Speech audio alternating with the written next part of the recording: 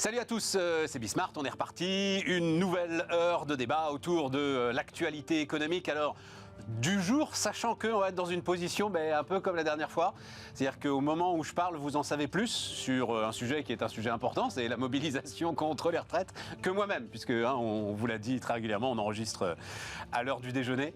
Et donc on n'a pas encore une idée. Bon, tout indique que la mobilisation est encore très forte, mais on n'a pas encore une idée du niveau réel de cette mobilisation. En revanche, l'info du jour encore là, à l'heure où on se parle, c'est bien l'ensemble des éléments macroéconomiques qui sont tombés, que ce soit ce matin la note de l'INSEE pour l'économie française. On a aussi pas mal d'éléments quand même sur l'économie européenne et puis le Fonds monétaire international qui nous prédisait la récession il y a même pas un mois, nous dit aujourd'hui qu'il n'en voit finalement aucun signe. Donc on va démarrer là-dessus, on va faire un peu de macro, de conjoncture et je reviendrai, c'est Geoffroy Roux de Bézieux qui disait récemment moi je pense que les économistes ont perdu leur boussole. Voilà, donc il y en a 3 là autour de la table. Ils ont en tout cas réussi à trouver le studio. Voilà, allez c'est parti, c'est Bismart.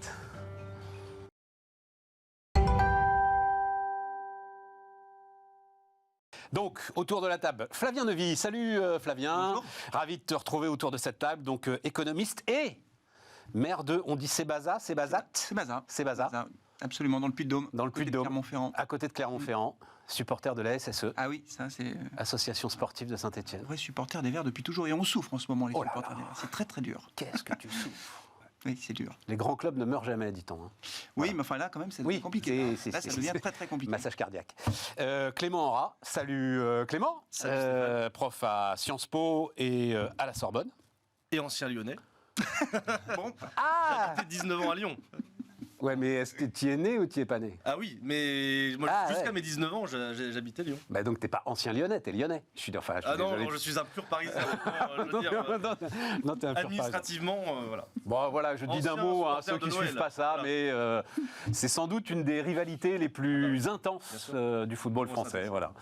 Avec celle de Paris et Marseille, en fait, a été, mais a été en fait créée par Bernard Tapie. En partie par Bernard Tapie et Canal+. Elle est maintenant très virulente, mais elle est quand même artificielle. Elle a été créée pour faire du spectacle. Ils ont d'ailleurs failli se faire emporter par ce spectacle. Je crois que celle de Saint-Étienne et de Lyon est plus ancienne, plus profonde. Denis, je suis obligé.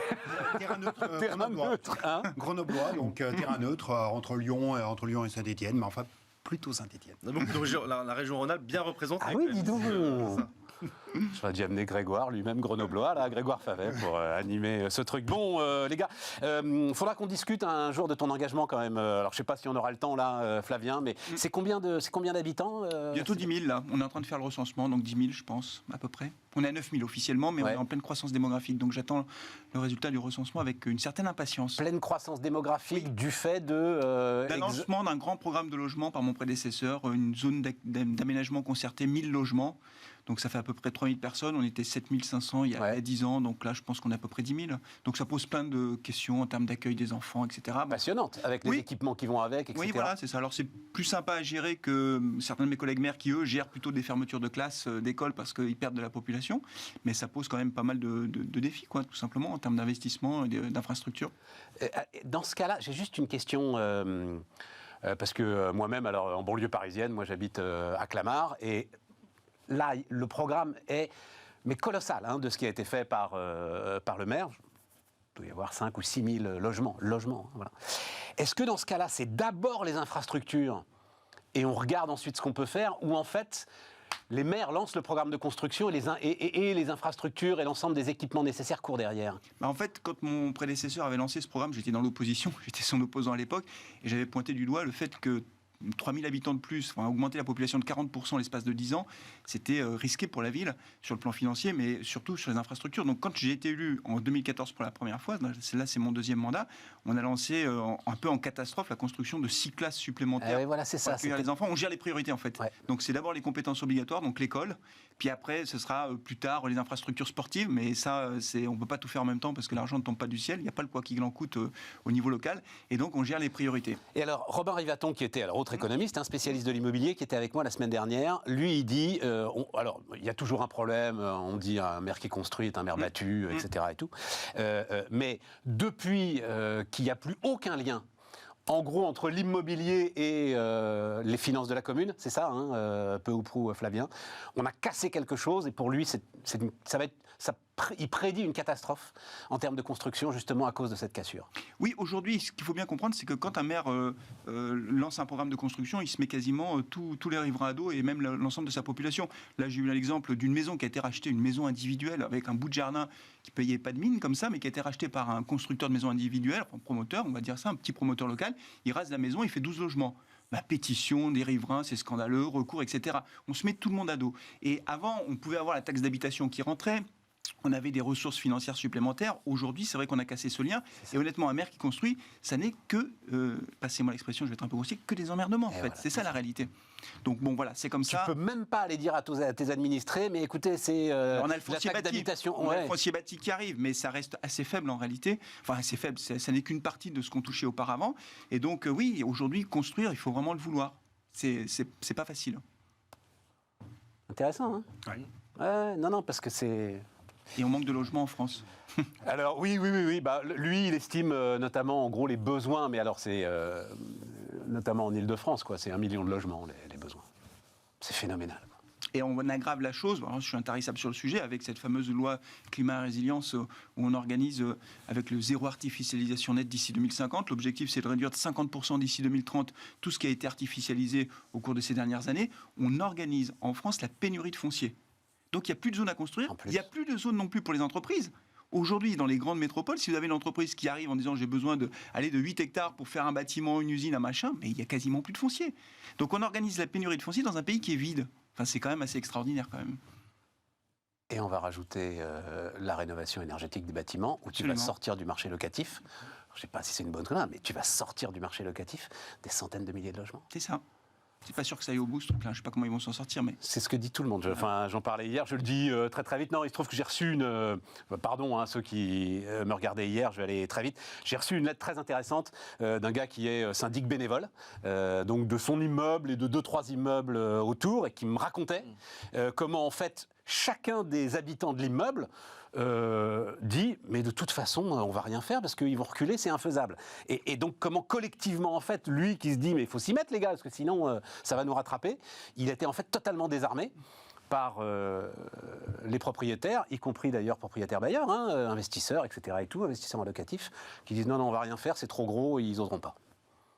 C'est un peu ce que tu penses aussi. Ouais. Tu voulais rajouter un truc, Denis ? Alors, sur le ZAN, il y a une trajectoire... Zéro artificialisation nette. Voilà. Il vaut mieux dire ZAN, t'as raison, en fait. Ouais. C'est plus simple.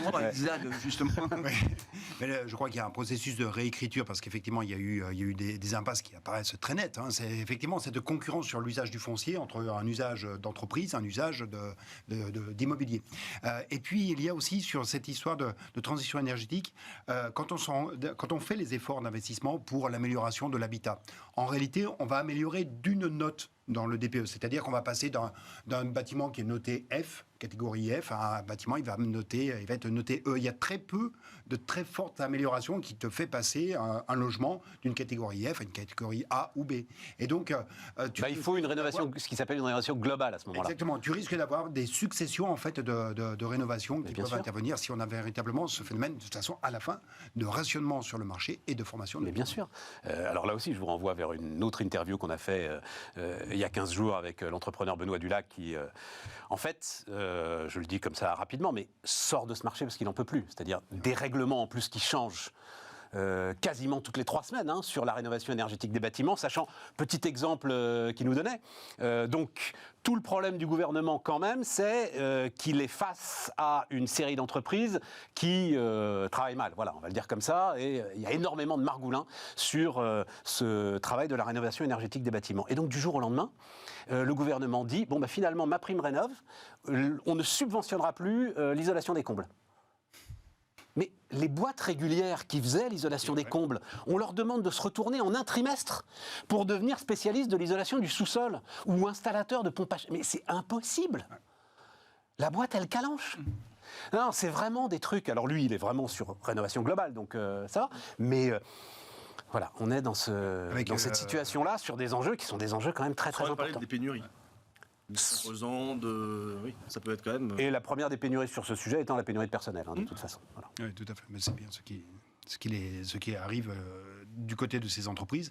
Et là, on n'a parlé que de l'immobilier résidentiel. N'oublions pas l'immobilier tertiaire, où il y a des règles qui entrent en application très rapidement et qui vont être un peu sur le registre du name and shame. C'est-à-dire que est-ce que vous avez véritablement, dans la recomposition de votre bâtiment tertiaire, est-ce que vous avez véritablement des objectifs d'amélioration et à quelle hauteur est-ce que vous les faites? Et si vous ne les faites pas, attention, vous serez montré du doigt. Bon, mais la conjoncture est bonne. Voilà. Enfin, en tout cas, bien meilleure que ce qu'on attendait. Donc, l'INSEE nous dit 2,6% pour l'année 2022. OK, ça c'est fait. Tiens, Flavien, qu'est-ce que tu as regardé évidemment cette note de l'INSEE? Qu'est-ce que tu regardes particulièrement? Je regarde la dynamique. On voit bien quand même qu'on a eu une année 2022 un peu en deux temps, c'est-à-dire un premier semestre qui a quand même été porté par la bonne dynamique post-Covid. Donc la bonne dynamique de 2021, on a eu une croissance assez forte et un ralentissement quand même assez sensible en fin d'année. En même temps, c'était attendu, c'était quand même largement anticipé. Moi, ce que je regarde beaucoup, c'est la consommation des ménages, savoir comment les ménages se comportent, parce que c'est encore plus de la moitié du PIB et qu'on est dans un contexte invraisemblable, incroyable d'inflation. Alors on sait tous que l'inflation est très haute, etc. Mais en fait, quand on réfléchit 2 secondes, on n'a pas connu ces niveaux d'inflation depuis 40 ans. Ça veut dire que moi, il se trouve que j'ai 50 ans, donc ma génération, tous ceux qui ont 50 ans et moins, n'ont jamais été confrontés, en tant qu'adultes, en tant que consommateurs, à ces niveaux d'inflation, à ces étiquettes qui changent tout le temps. Et donc, ça génère des comportements qui sont des comportements nouveaux pour ces consommateurs. Donc, comment ils s'adaptent à ça? Qu'est-ce qu'ils font? Est-ce qu'ils arrêtent de consommer ou pas? Et ce que l'on voit, c'est que globalement, on a des consommateurs européens, parce que c'est vrai un peu partout en Europe, qui ont encore envie de se faire plaisir, qui font des arbitrages, très clairement. On voit par exemple qu'il y a certains secteurs qui souffrent plus que d'autres. Et pour autant, aujourd'hui, ce qui fait la résistance, au moins, ce qui explique au moins en partie la résistance de la conso, c'est que il y a eu une accumulation d'épargne qui s'est faite avec le Covid. Alors c'est pas homogène sur toutes les catégories de revenus, mais globalement, on a des ménages qui ont tendance un peu à puiser dans leur épargne pour maintenir leur niveau de consommation malgré les tensions sur le pouvoir d'achat.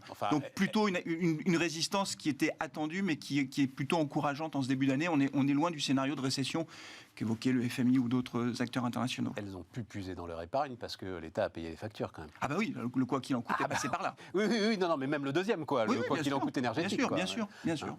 Denis, elle est en recul quand même, la conso. Sur le quatrième trimestre, elle est en recul de 0,9%, c'est ça. C'est pour ça que je dis qu'il y a eu 2 temps en fait dans l'année. Voilà. Je n'aurais pas tout à fait le même diagnostic, je verrais plutôt le facteur de résilience du côté des entreprises. En fait, quand on regarde la composition de la demande interne, il y a un poste qui est encore en progression, c'est l'investissement des sociétés non financières.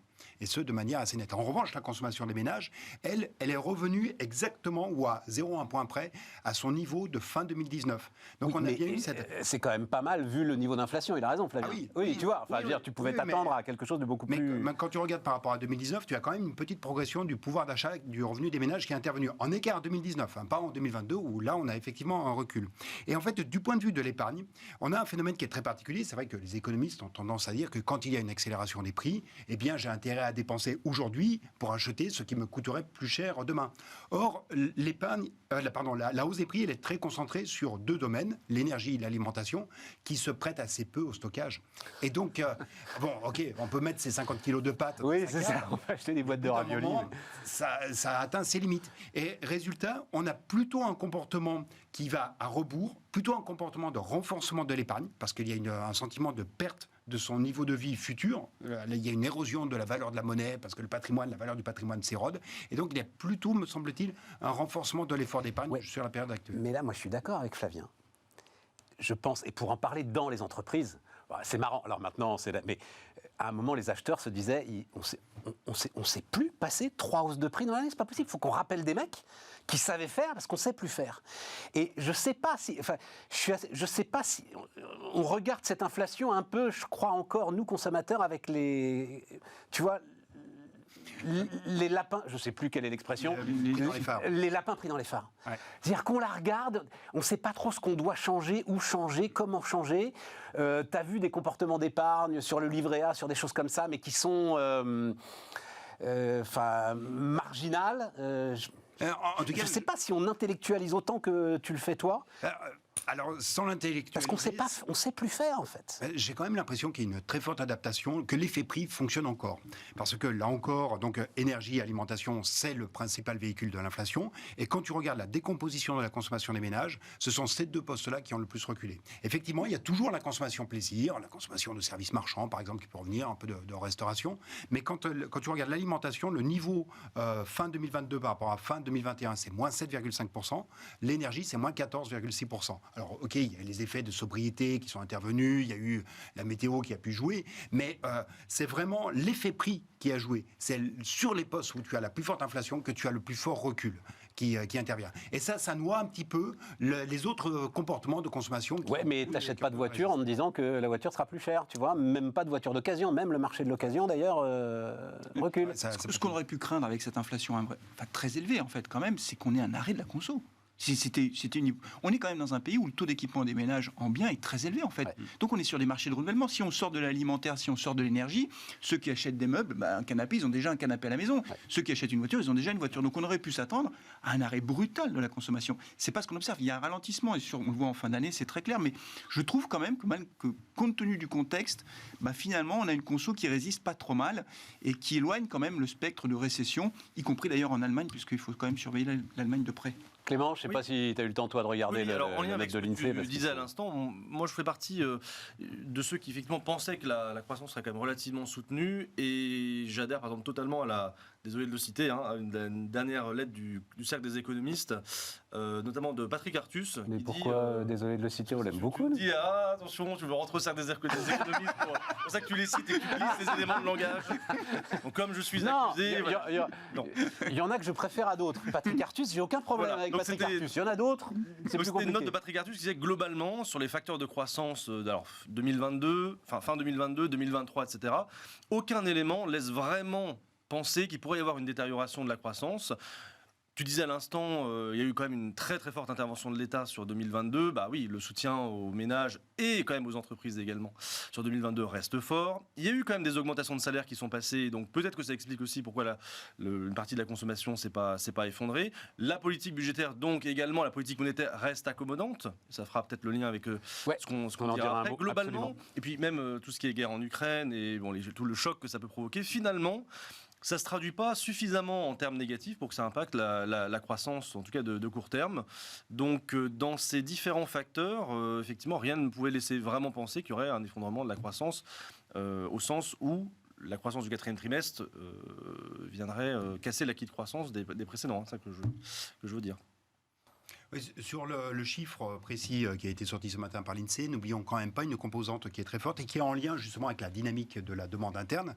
Donc demande interne avec une consommation qui résiste, hormis une fois qu'on enlève l'énergie et l'alimentation, et d'un autre côté, une dépense des entreprises qui est dynamique. Mais au total, ce que l'on voit, c'est que une bonne partie de la croissance de cette fin d'année est expliquée par le fait que les importations reculent. Et ça tient notamment au fait que les entreprises sont en train de changer leur comportement en matière de stockage. Dans les 2,6 points de croissance que l'on a cette année, vous en avez 0,7 qui vient d'un comportement de restockage de la part des entreprises. Or, elles sont désormais en tension sur leur trésorerie de manière beaucoup plus forte que ce que l'on connaissait en 2021 et encore début 2022. Et elles commencent déjà à ralentir leur stockage. Du coup, les importations reculent. Mais ce recul des importations, ne va durer qu'un temps. Et on a un chiffre qui, si les importations n'avaient pas bougé, aurait été, pour le coup, en négatif. Donc, il y a un élément qui est quand même à surveiller sur la... Oui, mais tu peux tempérer ça. Quand même, tu peux penser qu'en 2023, les prix de l'énergie seront moins élevés que 2022. Et donc, tu vas peut-être récupérer sur les prix de l'énergie, en termes d'importation, ce que tu vas perdre sur les stocks. Oui, alors attention, parce que c'est un comportement en volume, oui, a priori, et c'est pas d'ailleurs que les prix de l'énergie, c'est les prix de l'ensemble des matières premières qui ont connu un reflux quand même assez sensible. Modulo, là, depuis quelques années. Et le rééquilibrage euro-dollar aussi, qui n'est pas... Exactement. Non, ça fait du bien. Clairement, ça apporte de la souplesse, ça, c'est évident. C'est pour ça que nous sommes sur un scénario où on fait du zéro plus, zéro moins, je ne sais pas encore où cela va s'arrêter précisément, mais on préfère rester assez prudent parce qu'en fait, il n'y a pas de catalyseur pour une réaccélération, nous semble-t-il. Les entreprises, elles sont déjà très présentes, que ce soit en investissement ou en emploi. Je ne les vois pas accélérer encore fortement. Ah ben ça, en emploi, elles ne peuvent pas accélérer, Flavien, ouais. Non, après, quand on regarde les indicateurs un peu avancés qu'on peut avoir, alors quand on regarde les PMI, ils sont plutôt pas mauvais en zone euro. Il faut regarder ce qui se passe en zone euro. C'est-à-dire que si on veut parler de la France, il faut quand même qu'on regarde ce qui se passe en zone euro. Ah, ils sont même bons. On est au-dessus de 50. On est au-dessus du fameux niveau d'expansion. Ouais, c'est ça. En Allemagne, l'indice IFO, il progresse. Ça fait le 4e mois qu'il progresse depuis septembre. Donc, c'est pas euphorique, mais c'est pas non plus le scénario un peu noir qu'on pouvait imaginer il y a encore quelques semaines. On est plutôt effectivement dans un scénario d'une croissance atone, voilà, avec beaucoup d'incertitudes. C'est très difficile de faire des prévisions macro en ce moment parce qu'évidemment, l'aléa géopolitique, la guerre en Ukraine est un aléa qui est quand même majeur. Si on reste dans un scénario d'une espèce de front qui se stabilise, comme c'est le cas actuellement, on est plutôt sur le scénario des 0%. Après, si ça dégénère ou au contraire si ça s'améliore, voilà. Mais ça, pour le modéliser, honnêtement, à part modéliser le cerveau de Vladimir Poutine, je ne sais pas comment on peut faire sur le plan économique. Voilà, c'est compliqué. Tu crois que tu peux avoir un effet, une offensive dans un sens ou dans un autre, Je sais tout pas. peut apporter un effet, parce que là, C'est-à-dire qu'en sur fait, l'énergie, tout est fait, ça y est, c'est plié. D'ailleurs, il faudra le dire quand même à un moment, ce qu'ont réalisé les Allemands est phénoménal, mine de rien. Ouais. C'est-à-dire le switch énergétique qu'ils ont réussi à faire vis-à-vis du gaz russe est quand même phénoménal. Enfin, bon, ils ont été très réactifs, effectivement. Après, on les a aidés d'ailleurs, mais ça a été phénoménal. Après, pour répondre à ta question, je crois que c'est vraiment la difficulté d'une façon générale sur la macro aujourd'hui. Faire des prévisions, c'est quand même très compliqué. Quand on a vécu le choc Covid, c'est des chocs de type signe noir, quoi. C'est-à-dire que c'est imprévisible. Ouais. Et donc, c'est comme si tu me demandais de faire des prévisions économiques avec dans 3 semaines, il y a les Martiens qui débarquent. Qu'est-ce qui se passe ? Enfin, c'est compliqué, quoi. C'est même quasiment impossible. Donc, l'aléa géopolitique, la guerre en Ukraine, la façon dont elle va évoluer, c'est tellement imprévisible et tellement impactant sur nos économies que franchement, il faut rester quand même prudent. Est-ce que les économistes ont perdu leur boussole, Clément ? Donc Roux de Bézieux, il disait ça autour de l'inflation. Tout le monde dit donc qu'on a le pic d'inflation, en gros, pendant le printemps, voilà, et qu'ensuite ça redescend. Et lui, il n'y croit pas. Et il dit, moi, je vois ce qui se passe dans les entreprises, je vois ce qui se passe sur les négociations salariales. Là, par exemple, il y a Renault qui a communiqué sur une enveloppe globale de 7,5%. Alors même si ce n'est pas du salaire, il y a pas mal de primes là-dedans, mais enfin, c'est 7,5% de la masse salariale, les augmentations de Renault pour l'année 2023. Et donc, il dit, les économistes ont perdu leur boussole. Mais il n'est pas le seul, d'ailleurs, à dire ça, puisque tu cites le président du MEDEF et un chef d'entreprise. Michel-Édouard Leclerc le dit souvent, il dit toujours, les hommes politiques, quand j'entends Bruno Le Maire dire l'inflation sera plus faible, il dit non, parce qu'on va passer des hausses de prix qu'on connaît à l'avance dans les mois à venir, fin janvier, début février, etc. Donc il n'est pas le seul à le dire. Disons que dans les scénarios quand même qu'on a, il n'y a pas vraiment de scénario quand même qui plaide pour un retour très durable et très long de l'inflation. Toujours pareil, parce qu'il y a quand même d'autres tendances quand même sur l'économie mondiale qui sont assez déflationnistes. Et puis il y a des effets de seuil qui sont quand même absolument énormes. Ouais. On disait à l'instant, sur les matières premières, on n'aura pas du tout le même choc que sur les derniers mois ou années. En ce qui concerne les augmentations de salaire, on n'est pas vraiment effectivement dans une dynamique boucle prix-salaire comme on a pu le connaître par le passé. On a souvent ce réflexe de penser que dès qu'il y a une augmentation de salaire, ça entraîne forcément une boucle prix-salaire type stagflation, etc. Non, en fait, là, on n'est pas du tout dans cette dynamique-là. Et tous les autres facteurs qui peuvent faire baisser les prix, les matières premières, l'approfondissement de tous les éléments structurels type augmentation de la concurrence, etc. Finalement, toujours quand même un excès d'épargne. Tout ça, c'est quand même fondamental pour la détermination du taux d'inflation. Quitte à même penser que effectivement, la stabilisation du taux de change euro-dollar sera quand même plutôt favorable pour nous en termes d'inflation qu'un taux de change très bas. Donc moi je suis plutôt dans ceux qui pensent que même s'il y a un gros débat sur l'inflation... Tu maintiens que c'est toi qui as le bon cap et pas Roux de Bézieux. Alors je vais parler à nouveau, je vais citer Patrick Artus. Alors les économistes n'ont plus vraiment de théorie de l'inflation. On voit que c'est plus uniquement la masse monétaire qui détermine à long terme le niveau général des prix, c'est vrai. On voit en même temps que les déterminants traditionnels de l'inflation affectent l'économie, mais pas du tout de la même manière que ce qu'on apprend, on va dire, mais il n'y en a jamais eu sur l'inflation. Alors, je te l'ai déjà cité, la merveilleuse phrase que m'avait donnée Jean-Marc Daniel. Oui. Il y a une inflation de théorie, mais il n'y a jamais eu de théorie sur l'inflation. Voilà, il n'y en a jamais vraiment eu. C'est un peu sévère, parce que quand même... à un moment, au XXe siècle, on la comprenait ce qui s'était passé dans les années 70, mais à part ça... Et Disons encore. qu'aujourd'hui, c'est d'autant plus flou. Alors, s'il n'y a pas eu de théorie de l'inflation, aujourd'hui, c'est... Mais après, ne pas avoir de théorie de l'inflation, ça ne veut pas dire que les modèles n'arrivent pas du tout à prévoir de manière à peu près correcte ce que va être la grande tendance du niveau général des prix. Et moi, je reste persuadé que ce sera relativement... Flavien, d'accord. tu En deux confirmes, mots, je suis tout à fait d'accord sur le fait que pour l'instant, on ne constate pas de spirale. Oh non, ça c'est clair et net et c'est un élément très déterminant justement pour essayer de voir ce qui va se passer du point de vue de l'inflation. Après, ce qu'il faut dire aussi, c'est que on a, dans cette période d'inflation, on a eu quelquefois aussi à la marge, mais quand même quelquefois un peu des phénomènes d'aubaine, des effets d'aubaine, c'est-à-dire des augmentations de prix qui ont été passées et qui n'étaient pas forcément justifiées par une hausse. Bon voilà, donc tout le monde a essayé de passer un peu ces hausses de prix. évidemment. Ce que dénonce Là- Leclerc aussi, d'ailleurs. Oui, bien sûr, mais c'est vrai, c'est une réalité. Après, ce qui se passe, c'est que quand les affaires sont plus difficiles, et si on fait une croissance zéro, les affaires seront plus difficiles, ben, il va falloir de nouveau se battre pour remporter des marchés. Et donc ça, c'est très déflationniste, si je puis dire. En tout cas, ça crée de la désinflation. Je ne sais pas comment le dire, mais c'est ça la réalité. Bon, d'ailleurs, on l'a vu quand Elon Musk commence à dire « je baisse mes prix de je ne sais pas combien », c'est que les affaires sont plus dures. C'est un signe un peu avant-coureur de ce qui pourrait se passer en 2023. Et je pense qu'il y a certaines entreprises, notamment dans le BTP, puisque ça devient un peu plus compliqué, qui vont peut-être ralentir un peu sur les prix. Denis? Ouais, sur l'inflation, il y a eu un signal qui va totalement dans ce sens. C'est ce que l'on voit aux États-Unis. Il y avait un article du Wall Street Journal la semaine dernière qui était très intéressant, qui montrait combien les entreprises, notamment dans le secteur de l'agroalimentaire, après avoir passé des hausses de prix extrêmement importantes, n'arrivaient plus à les faire. Tout simplement, on le voit, les chiffres de ventes au détail aux États-Unis, c'est exactement ce processus-là. Les ventes au détail aux États-Unis sont en train de reculer, et donc la possibilité même de passer les hausses de prix, elle n'est plus au rendez-vous. Donc elles font machine arrière, il n'y a plus d'accélération de l'inflation. Maintenant, ça c'est vrai des États-Unis. En revanche, du côté européen, et notamment aussi du côté français, il y a quand même un point qui est important à prendre en considération, c'est qu'on n'est pas du tout sur la même crise énergétique que celle qu'on connaissait par le passé. Les crises énergétiques du passé, c'est des crises du pétrole. Et donc le pétrole, ça se translate très rapidement dans le prix des carburants. Là, quand c'est une crise qui vient des approvisionnements en électricité et en gaz, c'est pas la même chose. La note de l'INSEE qui montrait à la fin de l'année dernière que c'est 50% du chiffre d'affaires de l'industrie qui est réalisé par des entreprises dont les contrats d'approvisionnement électrique viennent à échéance fin 2022 et donc qui doivent renégocier des nouveaux contrats. Ça dit bien que le choc de prix de l'énergie, il n'est pas derrière nous, il est devant nous. Et donc ça change quand même radicalement la donne. Et ça se voit notamment pour les industries agroalimentaires, on est à plus de 50%. Oui, mais tu m'as expliqué, Denis, alors pour le coup là, tu me l'as expliqué très tôt et ça n'a jamais été démenti dans toutes les études, c'est 10-20% aujourd'hui des industriels qui ont un vrai problème avec le coût de l'énergie. Les autres, ils ont déjà passé des hausses correspondant aux contrats qu'ils sont en train de signer. Oui, tout à fait. Mais après, tu as l'effet de cascade. Le 10-20%, c'est sur les industriels qui sont directement concernés par l'énergie. Mais après, tu as justement l'effet de cascade qui se manifeste, l'effet de translation dans l'ensemble du secteur. Prends l'exemple du secteur de la construction. En gros, le secteur de la construction, l'électricité et le gaz, c'est moins de 1% de la valeur de la production. Sauf qu'ils ont l'augmentation des prix de l'acier, l'augmentation des prix du verre, où là, pour le coup, ça représente jusqu'à 10% de la valeur de la production. Enfin, l'électricité représente 10% de la valeur de la production. Et donc, ils ont des effets de cascade qui interviennent, qui se font en janvier. Et effectivement, il y a aussi la main-d'œuvre. Donc, on n'est pas complètement sorti de l'ornière.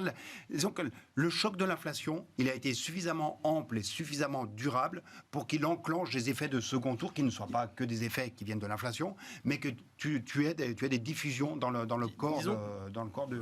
Un mot, Alors, je suis Clément, d'accord, un mais mot, Flavien. je suppose que ce choc inflationniste qui est possible sera, en tout cas en France, en partie amorti par l'État. Peut quand même, parce que moi je ne crois pas du tout au fin du quoi qu'il en coûte et je ne vois pas comment, si jamais ça arrive effectivement, les entreprises ne seront pas aidées ou Comment ça, les tu ne ménages. crois pas à l'audit des finances publiques promis par Bruno Le Maire? Ah si, Comment à l'audit ça oui, à sa mise en pratique non.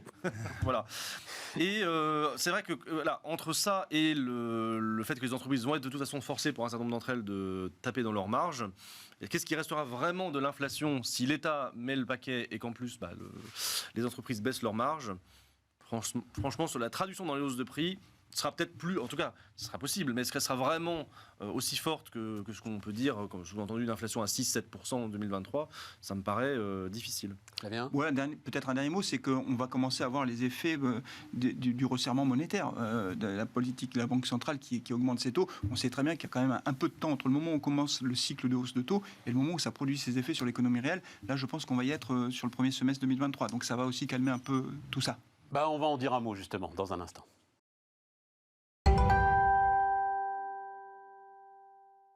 On repart. Alors, avant d'aller sur la compétitivité, restons comme ça, parce qu'effectivement, je plaisantais avec Bruno Le Maire tout à l'heure, mais enfin, il faudrait peut-être qu'il s'en occupe quand même, parce que les chiffres que nous apporte Rexecode sont... Enfin, ils ne sont pas nouveaux, hein, mais voilà, les trucs se dégradent quand même, très clairement. D'abord, un mot quand même, Banque centrale, etc., comme tu l'as dit, Flavien. Et Clément, est-ce que ça veut dire qu'ils ont joué de main de maître enfin, en tout cas, la Banque Centrale Européenne a joué de main de maître, c'est-à-dire qu'on a une inflation qui va tranquillement rentrer dans son lit sans avoir cassé la croissance, puisque c'était la grande accusation que l'on faisait porter sur les banques centrales. C'est vraiment pas ce qui me viendrait à l'idée. La main de maître, là, pour le coup... tu vois non, c'est pas du tout ce qui me viendrait à l'idée. Ça renvoie à ce qu'on avait déjà pu dire ensemble. Fonctionne Parce que la main de maître, ça supposerait que le résultat corresponde à ce qui était vraiment anticipé et que surtout qu'ils y soient pour quelque chose. Moi, je reste vraiment intimement convaincu que le comportement de la Banque centrale, qui est d'ailleurs un peu suiveur de la BCE par rapport à la Fed, finalement n'a pas grand-chose à voir avec un éventuel ralentissement de l'inflation tel qu'on pourrait le prévoir, malgré les débats sur 2023. Encore une fois, on a dit et répété que l'inflation n'avait plus grand-chose à voir avec l'évolution de la politique monétaire à court terme, premièrement. Et deuxièmement, quand on y réfléchit bien, le taux d'intérêt réel, il reste négatif pour l'instant. Oui. Donc, est-ce que la politique monétaire est vraiment aussi inversée que ce qu'on pourrait penser ? Non. Si on a un taux d'intérêt qui augmente, mais un taux d'inflation à 6%, on est toujours à un taux qui est négatif. Donc, et puis, encore une fois, il y a un engagement implicite des banques centrales à soutenir la dette publique, même si c'est jamais quelque chose de formel. Mais quand même, on sait très bien que les banques centrales, si jamais il devait y avoir à nouveau un risque de crise sur la dette souveraine, elles seraient de toute façon là pour faire de la politique monétaire de relance. Donc, je ne crois pas tellement à l'idée de politique monétaire restrictive, parce que la politique conventionnelle conduit encore à ce que les taux soient négatifs et que le non conventionnel n'est pas totalement terminé. Le quantitative easing, c'est pas fini, pas du tout. C'est bien sûr totalement diminué par rapport à ce qu'on a connu, mais c'est pas totalement terminé. Puis quelques nouveaux outils quand même qui vont plutôt également dans ce sens-là pour limiter le risque souverain. Et ensuite, ce comportement de la Banque centrale, moi, le seul canal qui me paraît, et il va y avoir des notes justement de la DG Trésor là-dessus, le seul canal qui me paraît intéressant à travers la politique monétaire qui a été conduite, c'est celui du taux de change. Parce que fondamentalement, le risque, c'est des articles assez récents dans la littérature, l'idée de guerre des monnaies inversées, ça c'est quelque chose d'assez important. L'idée de laisser seule la Fed mener de sa politique monétaire, ça suppose vraiment de laisser l'euro s'effondrer à travers la parité des taux d'intérêt. Et donc, quelque part, qu'elle le veuille ou non, la Banque Centrale Européenne est un peu obligée de suivre en supposant qu'une partie de l'inflation actuelle vient quand même de l'inflation importée. Absolument. Donc, avec une forte sensibilité au taux de change de notre inflation. Et donc, quelque part, en espérant limiter l'effondrement de l'euro et voire en rétablissant une parité qui est un peu plus conforme aux fondamentaux, la politique monétaire, oui, peut amortir une partie de l'inflation. Mais ça me semble pas du tout lié à d'autres déterminants, honnêtement. Ok, j'ai essayé. Flavien, t'es d'accord ? Non. Et juste pour terminer, toujours se rappeler ce que disait Olivier Blanchard et tant d'autres qui disaient que la politique monétaire est un art et non une science. Et honnêtement, on est quand même un petit peu là-dedans. On va voir ce que dit Christine Lagarde là. On le sait. Oui, mais c'est pour la suite des opérations. C'est pas pour la hausse de taux qui est attendue là, mais c'est pour la suite. Qu'est-ce qui va se passer ? Est-ce qu'elle adopte un ton dur ou pas ? Enfin, il y a des messages qui sont passés à chaque fois. Moi, je crois fondamentalement quand même que la hausse des taux impacte l'économie. Elle impacte l'économie, elle impacte aussi effectivement les dettes souveraines. On voit bien qu'on a une normalisation quand même sur le front des taux d'intérêt. Quand on regarde l'OAT 10 ans, il revient dans des territoires normaux. Il faut regarder l'Italie, parce que on n'aura pas le temps d'en parler, mais Giorgia Meloni, donc elle fête ses 100 jours là, et elle est absolument ravie. Enfin, évidemment, elle proclame que c'est grâce à elle que les spreads se sont réduits avec l'Allemagne, mais force est de constater que les spreads se sont réduits avec l'Allemagne. Voilà. Mais du coup, il y a ce risque souverain. Effectivement, la BCE, je suis tout à fait d'accord, elle ne peut pas le mettre de côté parce que c'est l'existence même de la zone euro qui est en jeu. Mais néanmoins, quand les taux d'intérêt augmentent, quand le refinancement des États augmente, c'est une force de rappel. Le quoi qu'il en coûte, je suis assez d'accord, l'État ne va pas du jour au lendemain dire on fait une politique d'austérité, on ferme tout, c'est pas possible. Pour autant, Bruno Le Maire change de ton.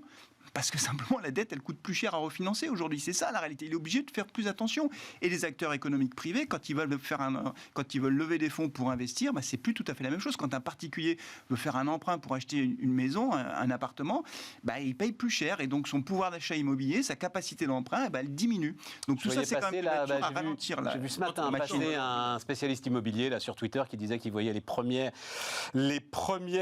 offres à 4% sur 20 ans. sur l'immobilier. Voilà, donc ça, c'est quand même de nature à ça va vite, ralentir. ça va très très vite. C'est de nature à ralentir un peu la machine, mais même si effectivement les taux de change sont très importants, je crois quand même que les politiques monétaires, elles se transmettent. Alors peut-être avec plus de temps qu'auparavant, il y a peut-être ce sujet-là qu'il faudra voir un peu. Quand on aura un peu de recul, on pourra essayer de l'analyser, mais entre le moment où une banque centrale commence à resserrer sa politique monétaire et le moment où ça a des effets réels sur l'économie réelle, peut-être qu'il y a plus de temps, plus de trimestres, mais je pense qu'il y aura quand même des effets. Mais d'ailleurs, c'était assez vrai d'ailleurs de l'étude de l'impact des politiques monétaires très accommodantes sur l'inflation. Un certain nombre de travaux qui montrent que finalement, tout ce qui a été fait en quantitative easing pour limiter le risque déflationniste n'est pas très significatif en termes de limitation de l'inflation. Il y a des études qui disent qu'on serait en plus 0,1, plus 0,3 de contribution positive à l'inflation, et finalement, vu tout ce qui a été déversé comme base monétaire à travers cette politique-là, c'est quand même une efficacité faible. Donc ça marche. Dans un sens comme dans l'autre. Et dans un sens comme dans l'autre, on a déversé des tombereaux d'argent pendant 15 ans, et tout à coup, là, l'inflation se réveille. Compliqué de dire que c'est grâce au tombereau d'argent déversé. Denis ? Oui, alors il y a eu un tombereau d'argent déversé, mais c'est justement très intéressant de regarder l'évolution de la masse monétaire. Ouais. C'est-à-dire que oui, il y avait une inflation du bilan des banques centrales qui a explosé, mais en revanche, il y avait très peu de translation sur le crédit. Et en fait, c'est le multiplicateur de crédit, donc le rapport entre la quantité de monnaie de la banque centrale et ce qui se distribue, qui lui a fortement reculé. Donc il y a bien eu inflation de la base monétaire, sans inflation, mais parce que la courroie de transmission n'était pas au rendez-vous. Et pour autant, quand on passe dans la phase de resserrement, comme on la connaît, je trouve que la réaction, elle se fait assez rapidement, et on peut le voir par exemple sur l'immobilier américain. Là, on a un vrai arrêt qui est quand même assez massif, qui n'est pas seulement un arrêt des prix, mais aussi un arrêt des mises en chantier, et la politique monétaire mord rapidement. Et sur 2023... Je crois que c'est des hausses de 25 à 30% sur un an, l'immobilier américain par exemple. Enfin, c'est-à-dire que c'est très très très violent, quoi. Très très très violent. Des baisses en oui. Des baisses en activité. Des baisses en activité, mais des hausses en loyer. Ah oui, évidemment, parce qu'il y a un moment, tu te retrouves avec... on revient sur les questions de pénurie. Et sur 2023, il y a quand même un élément qui va être assez important à regarder, c'est ce qui va se passer au deuxième trimestre. On va avoir des tombées importantes de ce que l'on appelait les TLTRO, donc les liquidités à long terme qui ont été allouées au système bancaire. Tu vas avoir une tombée de 1200 milliards qui va intervenir au deuxième trimestre sur un total de bilan de la BCE de 9 000 milliards d'euros. Donc là, comment est-ce que la BCE va adapter sa politique de liquidité à l'attention des banques ? Là, ça peut avoir un impact quand même assez fort. Ne regardons pas que les taux. Quand tu dis une tombée, c'est quoi ? C'est les banques vont devoir rendre... C'est-à-dire que ces liquidités, elles avaient été allouées... L'argent gratuit que la BCE leur a donné. Elles avaient été allouées pour une période. Enfin, plus que gratuit d'ailleurs, l'argent payant pour la BCE, que la BCE leur avait donné. Les conditions de refinancement étaient quand même, avec les TLTRO, extrêmement faciles pour les banques. Et on ne sait pas exactement la manière dont ça se traduira. Parce qu'il y a déjà eu des changements, des TLTRO, des VLTRO, enfin il y a vraiment pas mal de changements, et les actifs éligibles en contrepartie sont déjà un peu plus resserrés aujourd'hui que ce qu'ils n'ont été au sommet de l'ère Draghi, par exemple. Juste un mot par rapport à l'immobilier américain, effectivement c'est très intéressant à suivre parce que là pour le coup l'impact de la hausse des taux elle est quasi immédiate. Il y a une petite différence quand même, une différence notable avec le marché français ou européen, c'est qu'aux États-Unis beaucoup de propriétaires sont endettés avec des taux révisables, ce qui fait qu'ils subissent la hausse des taux quasiment en temps réel. Et quand cette hausse devient insupportable, ils sont obligés de vendre leur logement, de quitter leur logement pour prendre soit plus petit, soit s'éloigner pour acheter quelque chose de moins cher. C'est vrai qu'en France, on a quasiment que des taux fixes, et donc les courroies de transmission sont certainement un peu plus longues. Mais ça aura un effet de toute façon, effectivement. Le courtier en question, il dit, bah oui, des offres à 4%, on n'a pas vu ça depuis très très longtemps. Et donc ça sort quand même du marché un certain nombre de ménages. Donc, compétitivité, Denis, on va voir... Je t'ai pas demandé d'ailleurs si on pouvait les voir. Oui, on peut les voir, les slides que... Non, n'hésite pas s'ils sont... Donc, il y a d'abord le solde de nos échanges extérieurs. Et puis après, il y a la part de marché en zone euro qui se dégrade. Je ne sais pas lesquels on va voir. Tu dis quoi ? Parce que c'est quand même 10 ans de politique de l'offre, là. Donc là, les courbes se passent de commentaires. Voilà, hein. Qu'est-ce que... Oui, 10 ans de politique de l'offre, mais tu as eu 10 années auparavant de perte Ouais, de... mais enfin, de- c'est ces courbes qui s'effondrent comme ça. Non, mais c'est dingue. bon. Sur le tout dernier point pour le solde, on sait que... Voilà, ça c'est les parts de marché zone euro, vous voyez tout en bas c'est nous. Quoi. Voilà, les parts de marché zone euro sont dramatiques. Et tout en haut, c'est l'Allemagne aussi. Regarde comment la situation est en train de s'inverser pour l'Allemagne. On voit qu'il y a une redistribution qui est aussi en train de se faire à l'intérieur de la zone euro, plutôt en faveur de plus petits pays de la zone euro. C'est-à-dire qu'on avait l'habitude de se comparer avec l'Allemagne, c'est peut-être pas uniquement avec elle qu'il va falloir se comparer. Alors, est-ce qu'on doit faire le procès des 10 ans de politique de l'offre ? Puisque, effectivement, ça a plutôt démarré, on va dire, en 2012, avec le CICE. Ouais, exactement. Le CICE, dont il faut toujours se rappeler l'acronyme, il faut développer l'intégralité de l'acronyme. Crédit d'impôt pour la compétitivité et l'emploi. Ouais. Qu'est-ce qu'on peut dire sur la traduction ? Sur la compétitivité, on ne peut pas dire qu'on est vraiment regagné en part de marché, mais je pense que l'objectif, c'était en premier lieu d'endiguer les pertes de part de marché que l'on avait. En revanche, sur l'emploi, on y est. Les créations nettes d'emplois, rappelons-nous du PINS de Pierre Gattaz, du 1 million d'emplois qui n'était pas atteignable, mais la création d'emplois, elle était au rendez-vous, parce qu'on a eu aussi, on a eu avant tout une politique de contenu, de rehaussement du contenu en emploi de la croissance. Deuxième élément sur la politique de l'offre que je trouve tout à fait remarquable, c'est l'évolution de l'investissement. L'investissement est actuellement 9% au-dessus de celui que l'on avait préalablement au Covid. Et depuis 2015, depuis le redémarrage de l'investissement, on est à 30% au-dessus de ce que l'on faisait en 2015. On a une accélération de ce poste d'investissement et de transformation des entreprises qui est extrêmement frappant. À quel moment est-ce que cela donne des résultats en termes de part de marché ? Il faut déjà que se modifient un peu les représentations que peuvent se faire les importateurs européens. Et on fait une enquête tous les ans où on interroge les importateurs européens sur l'image qu'ils ont des produits français, et même si on peut discuter de ce... Non, c'est très intéressant, vas-y.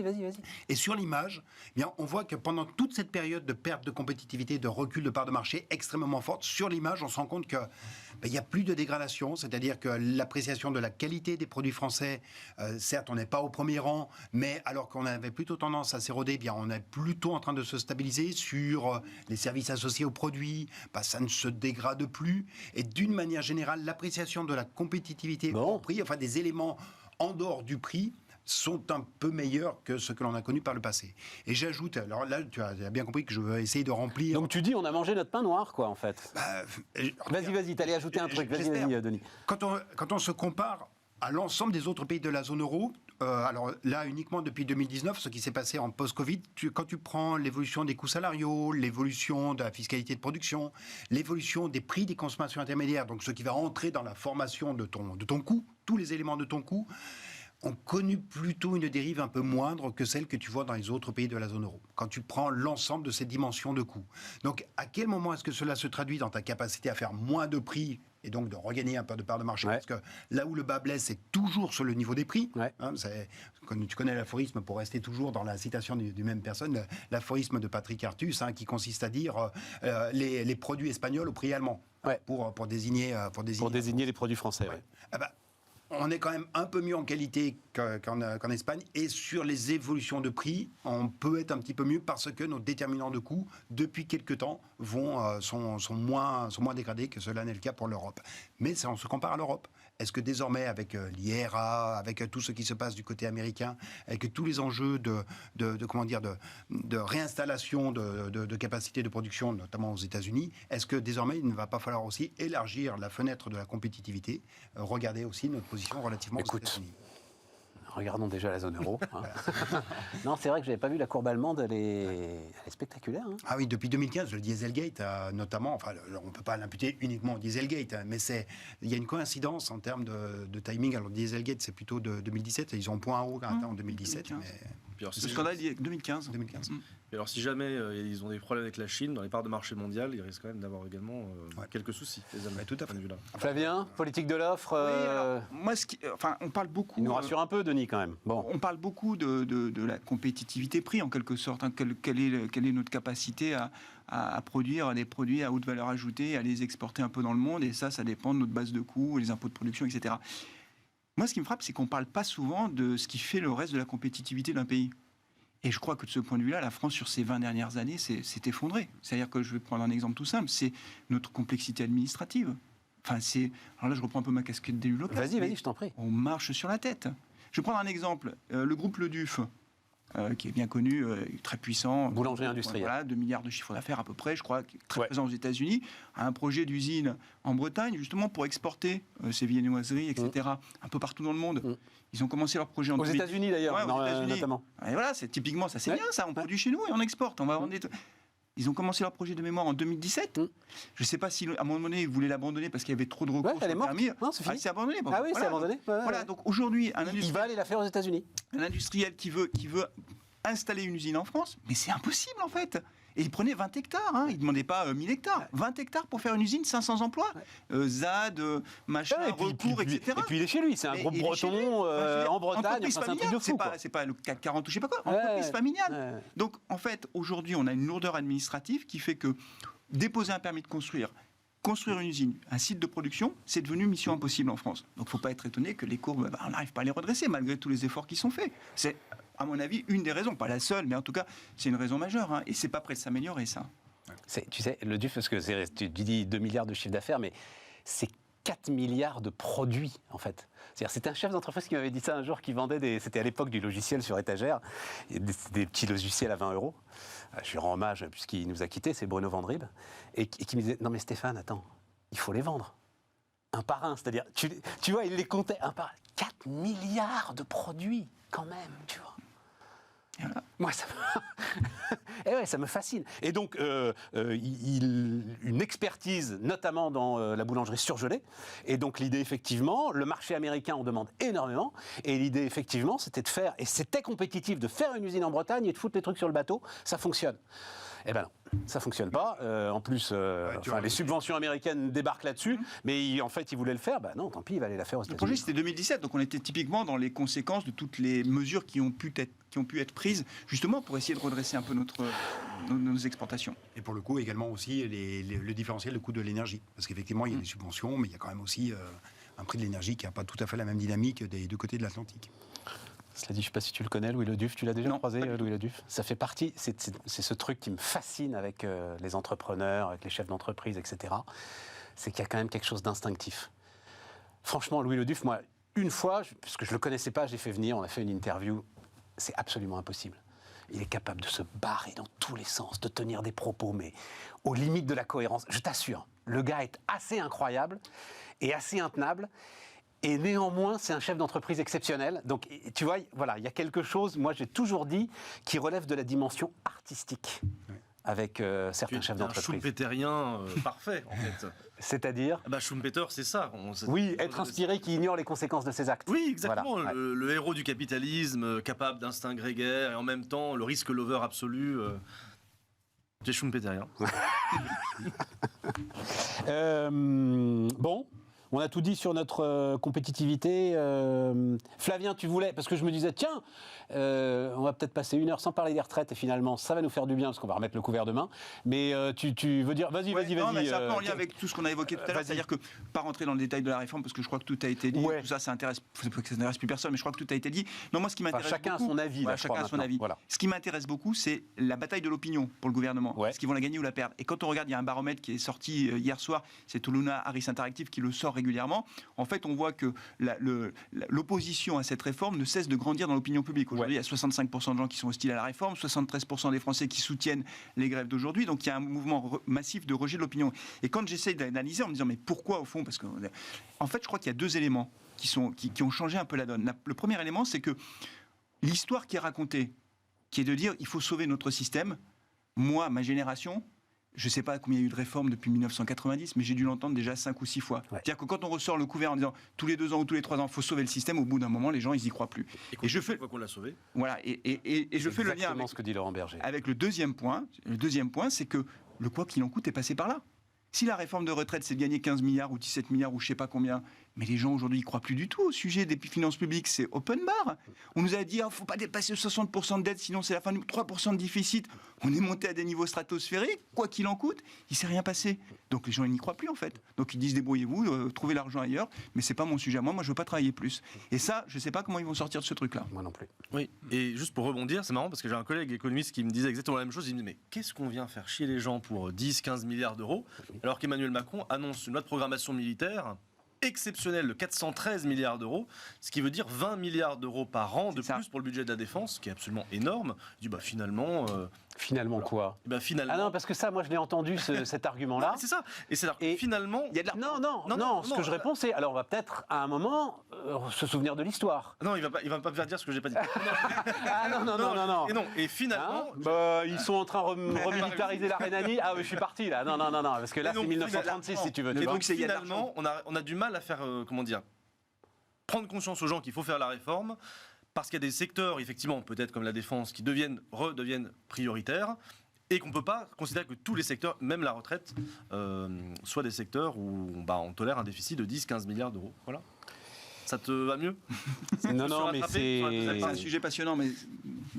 Je sais pas comment ils vont sortir de ça en fait. Je sais pas comment Parce qu'il va falloir les financer quand même, les 413 milliards, rien que pour ça. C'est un des postes parmi bien sûr. Mais si tu veux voir aujourd'hui, alors c'était évidemment les forces de gauche, parce que la droite, même si elle le pense, elle est dans une posture régalienne où elle peut pas le dire. Mais voir aujourd'hui des gars, mais balayer d'un revers de main ce qui est en train de se passer en Ukraine et nous dire mais comment ça, on donne 400 milliards à l'armée alors qu'on est... Mais bon Dieu, oui, il est temps de donner 400 milliards à l'armée. Enfin, Oui, tout à fait. Quand on a vu, d'ailleurs, dans le dernier projet de loi de finances, on avait une augmentation de 6% des dépenses de la défense, mais en fait, ça n'était jamais que l'augmentation de l'inflation. Et en fait, il n'y a eu jusqu'à présent aucune remontée en charge de la dépense qui a été faite pour ça. Et effectivement, juste pour compléter ce que tu dis, il y a quand même dans les programmations de loi de finances depuis 2 ans, un investissement rarissime sur les ministères régaliens. Alors, y compris sur des ministères qui n'ont pas un gros budget. Je pense au ministère de la Justice, par exemple. Le ministère de la Justice, c'est un tout petit budget, beaucoup plus faible que la Défense, beaucoup plus faible que l'Intérieur. Quand Éric Dupond-Moretti est nommé ministre de la Justice, le budget du ministère de la Justice était 6 milliards d'euros, 6,1 milliards d'euros par an. C'est faible sur l'ensemble des dépenses publiques.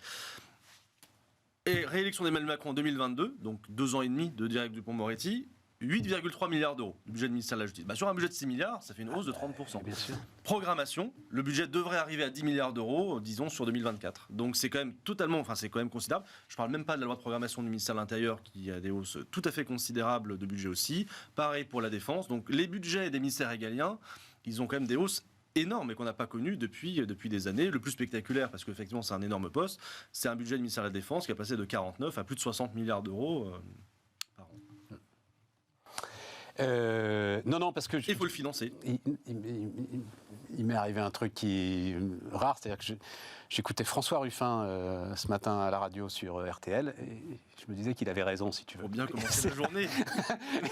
Et c'est là où je me suis dit, on est mal embarqué. Ben non, mais c'est ce que tu disais, c'est-à-dire quand tu as 70% des gens qui te disent faut pas le faire, et que fondamentalement...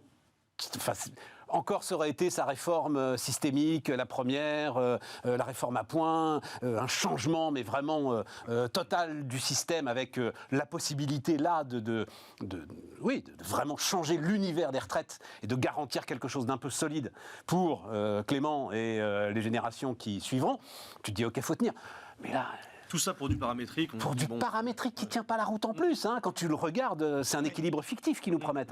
Et dans un contexte où, quand même, notamment les personnes qui ont les revenus les plus faibles, les premiers déciles de revenus, ont beaucoup de mal à boucler les fins de mois. C'est-à-dire qu'en plus, une réforme... Ben oui, mais tu pourrais au moins leur dire on va baisser les cotisations, ça va aller un peu mieux, mais tu leur dis même pas ça. Tu leur dis même pas ça. Mais du coup, celles et ceux qui ont du mal à boucler leur fin de mois, il y a beaucoup de gens qui ont du mal à boucler leur fin de mois, en plus on leur dit tu vas travailler plus. Franchement, le contexte général ne se prête pas non plus à une réforme de ce type. C'est-à-dire que faire de la politique, c'est prendre des décisions, regarder les paramètres, regarder les conséquences, mais contextualiser aussi dans quel état est la société française. On a eu les gilets jaunes il n'y a pas si longtemps que ça. On était au bord de la révolution quand même. Enfin, je veux dire, faut pas. On est un pays où, dans notre histoire, on a coupé des têtes. Donc, quand on a 70% de la population qui est contre une réforme, je pense qu'il faut faire un peu attention, quoi. Alors, je dis pas que. Sinon, quand je dis ça, souvent on me dit, mais alors, c'est jamais le moment. Rien faire. Ouais, on peut rien faire, c'est jamais le moment. Oui, c'est vrai. On est un pays compliqué. T'as dit celles et ceux. Oui, Il n'y a que les hommes politiques Ah ouais, qui disent c'est celles et ceux. Personne. C'est pour ça que j'amène autour de cette table. Personne dit jamais celles et ceux. Hein. Non. Grillé. Même dans les vestiaires de foot, il dit celles et ceux. Bon, mais puisqu'on est là-dessus, Denis, on va finir là-dessus. C'est intéressant la façon dont tu amènes le débat, effectivement, Flavien, absolument. Le regard croisé retraite et effectivement en défense, c'est très intéressant. C'est-à-dire qu'on met sur le même plan des dépenses qui sont par nature, qui n'ont absolument rien à voir, même aussi par leur essence. On est d'un côté, même la justice, d'une certaine manière, c'est de la dépense d'investissement. En réalité, tu crées un cadre institutionnel qui fait que ton activité économique fonctionne, que tes relations sociales sont normalisées, sont cadrées par l'exercice de la loi. Et donc, c'est de l'investissement dans la formation d'un cadre. C'est la même chose avec la défense. Là où les dépenses de retraite, il ne faut quand même pas oublier qu'on est sur un système de répartition, alors que tout le monde a en tête qu'on est tout le monde fonctionne comme s'il avait un système par capitalisation. J'ai tellement cotisé que j'ai accumulé des droits. J'ai le droit. Non, c'est pas ça. Il n'y a de système par répartition qui ne fonctionne qu'à hauteur de ce qu'il est en train de générer. Il n'y a de distribution qu'à hauteur de ce que l'on génère. Et ça n'est pas de la dépense d'investissement. On ne peut pas regarder de la même façon une politique de défense et une politique de retraite qui est en fait simplement... j'ai une masse, je la redistribue dans une condition d'équilibre de cette masse entre ce qui est perçu et ce qui est distribué. C'est tout à fait juste. Simplement, dans le débat public, c'est inaudible, en fait. Ouais. C'est tout. C'est aussi simple que ça. Donc, du coup, les gens disent c'est injuste. Ouais. C'est une réforme qui n'est pas juste. Et une fois que l'opinion publique est convaincue de ça, malgré tous les ministres qui défilent sur les plateaux pour expliquer, etc., il faut sauver le système et tout, le débat est perdu, en fait. C'est pas juste. Voilà. Mais dans ce cas, pourquoi y a-t-il des systèmes qui sautent aux yeux comme étant radicalement injustes? C'est l'idée de la personne qui commence à bosser à 20 ans, qui a toute sa carrière complète et qui va devoir attendre 64 ans, donc 44 années de cotisation, là où en fait on peut avoir 64 ans et 43 années. Mais c'est tout le problème, mais alors ça, on en a débattu autour de cette table, c'est tout le problème de la borne d'âge, du choix de la borne d'âge par rapport à l'accélération de la réforme Touraine. Le choix de la borne d'âge te fait gagner plus d'argent, objectivement, mais comme Plutôt à aucun moment... Qui ont d'ailleurs des revenus modestes. Hein, Plutôt d'ailleurs sur ceux qui ont des revenus un peu plus modestes. mais comme à aucun moment le gouvernement n'a voulu utiliser l'argument cotisation sociale supplémentaire pour l'ensemble du système et rester focalisé sur les retraites, bon, tu peux pas avancer là-dessus. Non, parce que j'ai été, je dois dire, assez impressionné par l'interview de Laurent Berger dans Le Monde ce week-end. Alors, c'est peut-être un petit peu daté là, à l'heure où on se parle, mais je me disais qu'on a de la chance quand même d'avoir un gars comme ça dans cette période. Voilà. Qui dit bien clairement, d'ailleurs, il dit la CFDT ne dit pas qu'il n'y a pas de déséquilibre financier. Voilà. Mais il insiste aussi sur le fait qu'on a trouvé des solutions, c'est quasiment tous les 2 ans, en fait, qu'il y a... comme ça, une réforme. C'était Cousini Ferry qui, dans un rapport, avait évoqué la fatigue de la réforme. C'est-à-dire exactement ce dispositif, c'est-à-dire qu'on a l'impression qu'à chaque fois, on fait l'étape qui va nous permettre de nous mettre la tête hors de l'eau. Puis en fait, mais on la fait pas. On la fait pas. Et en fait, on fait beaucoup de réformes, mais de trop petites ampleurs. C'était la réforme à points qui pouvait nous mettre la tête hors de l'eau. Exactement. Bon, eh ben merci les amis, merci beaucoup donc d'avoir débattu pendant 1 heure avec nous. On n'a pas eu le temps, je voulais parler d'automobile avec toi Flavien, parce que c'est une des grandes spécialités, mais tu reviendras. Voilà. Et le marché automobile se sera pas retourné, donc on reparlera de ça dans le courant du mois de mars. Merci à tous, et puis on se retrouve demain sur Bismart.